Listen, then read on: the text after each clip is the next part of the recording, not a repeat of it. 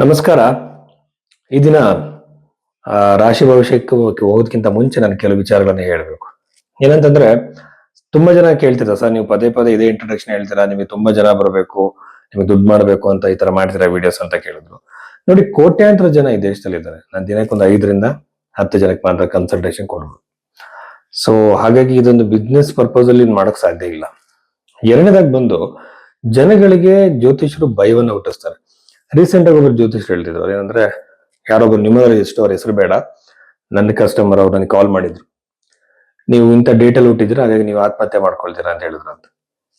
ಇನ್ನೊಬ್ರು ರೀಸೆಂಟ್ ಆಗಿ ಒಬ್ಬರು ಜ್ಯೋತಿಷರು ಮಾತಾಡ್ತಿದ್ರು, ಮೀನ ರಾಶಿಯವರು ಅಥವಾ ಯಾವ್ದೋ ಒಂದು ರಾಶಿಗೆ ಕುಟುಂಬದಲ್ಲಿ ಒಂದು ಸಾವಾಗತ್ತೆ ಅಂತ ಹೇಳಿ.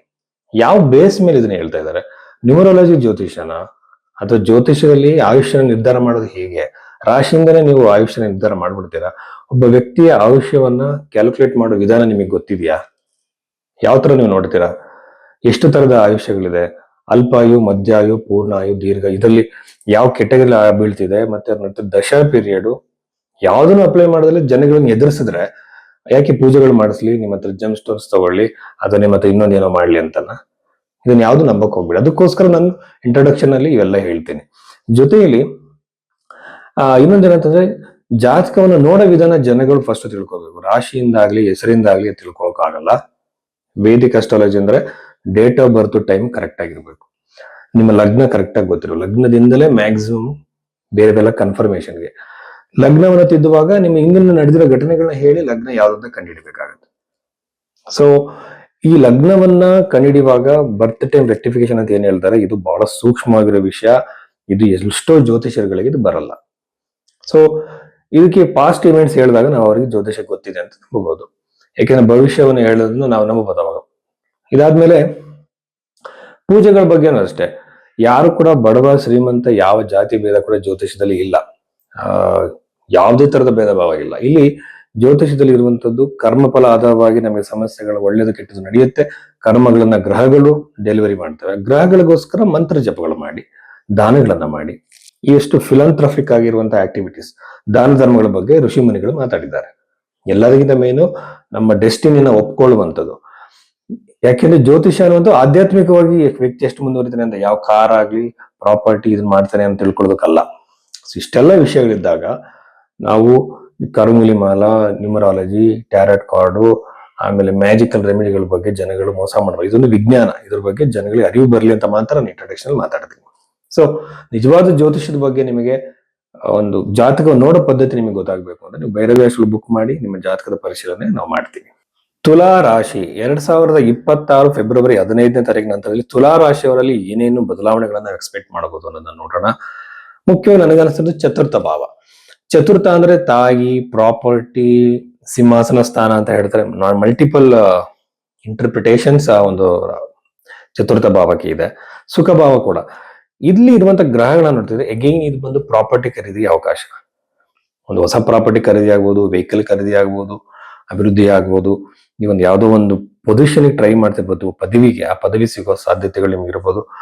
ಆಮೇಲೆ ಕುಟುಂಬದಲ್ಲಿ ಮಾತ್ರ ಕಲಹ, ಕಿರಿಕಿರಿ, ಮನಸ್ತಾಪಗಳು ಬರೋ ಸಾಧ್ಯತೆ ಈ ಒಂದು ತುಲಾ ರಾಶಿಯವರಿಗೆ ಇದೆ.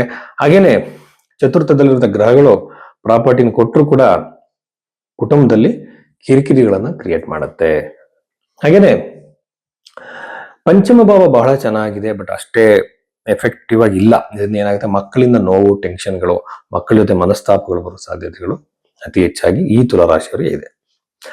ಇದು ನೀವೊಂದು ಯಾವ್ದೋ ಹೊಸ ಕೋರ್ಸ್ ನ ಮಾಡ್ತಿರ್ತೀರಾ, ಎಜುಕೇಶನ್ ರಿಲೇಟೆಡ್ ಯಾವ್ದೋ ಒಂದು ನಿಮಗೆ ಸಮಸ್ಯೆಗಳಾಗೋ ಸಾಧ್ಯತೆ, ಏಕಾಗ್ರತೆ ಸಮಸ್ಯೆಗಳು ಬರ್ಬೋದು.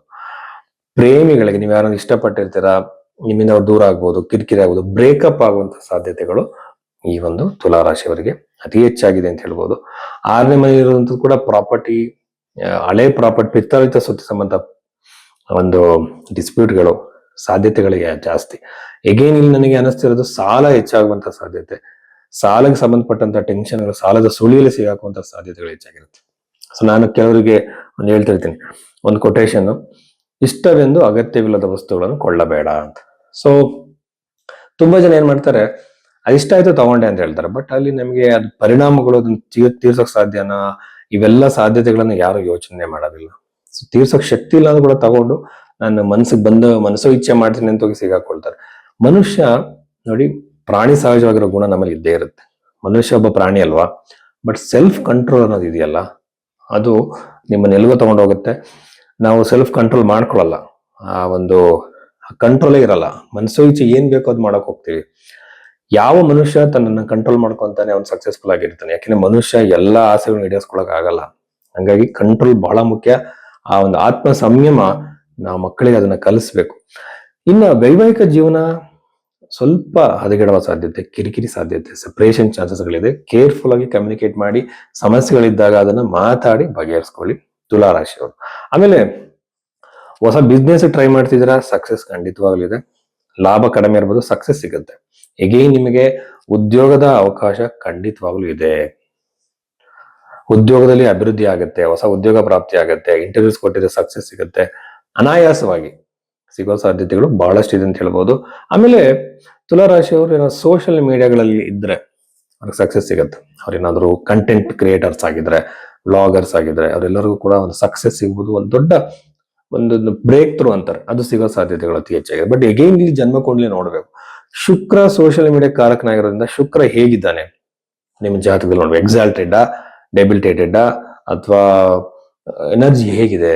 ಈಗ ಷಡ್ ಬಲ, ದಿಗ್ಬಲ ಅಂತ ಹೇಳ್ತಾರೆ, ವಿಂಶೋಪಕ ಬಲ ಅಂತಾರೆ. ಇವೆಲ್ಲ ಪ್ಲಾನೆಟ್ ಹೆಂಗಿದೆ ನೋಡ್ಕೋಬೇಕು. ಸೊ ಇಷ್ಟು ವಿಚಾರಗಳು ತುಲಾ ರಾಶಿಗೆ ಸಂಬಂಧಪಟ್ಟಂತದ್ದು. ನಮಸ್ಕಾರ. ಜಾತಕವನ್ನ ನೋಡುವ ಬಗೆ ಹೇಗೆಂದ್ರೆ, ಫಾರ್ ಎಕ್ಸಾಂಪಲ್ ನೀವು ಉದ್ಯೋಗದ ಬಗ್ಗೆ ಕೇಳ್ತೀರಾ ಅನ್ಕೊಳ್ಳಿ, ಫಸ್ಟ್ ನಿಮ್ಮ ಲಗ್ನ ಯಾವುದು ಅಂತ ತಿಳ್ಕೊಬೇಕು. ಲಗ್ನ ತಿದ್ದಬೇಕು. ನೀವು ಕೊಟ್ಟಿರೋ ಟೈಮು ಕರೆಕ್ಟ್ ಆಗಿರಲ್ಲ ಒಂದೊಂದ್ಸಲ.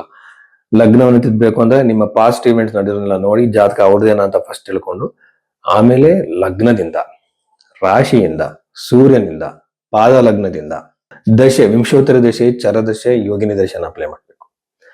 ಇಷ್ಟೆಲ್ಲ ಅಪ್ಲೈ ಮಾಡಾದ್ಮೇಲೆ ದಶಾಂಶವನ್ನ ನೋಡ್ಬೇಕು, ಅನಂತರ ಗೋಚಾರನ ನೋಡ್ಬೇಕು, ಆಮೇಲೆ ಪ್ರಶ್ನೆ ಕುಳ್ಳೆ ನೋಡ್ಬೇಕು, ಆಮೇಲೆ ಹಸ್ತರೇಖೆಗಳನ್ನ ನೋಡ್ಬೇಕು. ಹಸ್ತರೇಖೆ ಎಲ್ಲದನ್ನು ಮ್ಯಾಚ್ ಮಾಡಿ ಒಂದು ಪ್ರೆಡಿಕ್ಷನ್ ಬ್ಯೂಟಿಫುಲ್ ಆಗಿ ಕೊಡಬಹುದು. ಇದು ತುಂಬಾ ಜ್ಯೋತಿಷಗಳಿಗೆ ಬರಲ್ಲ.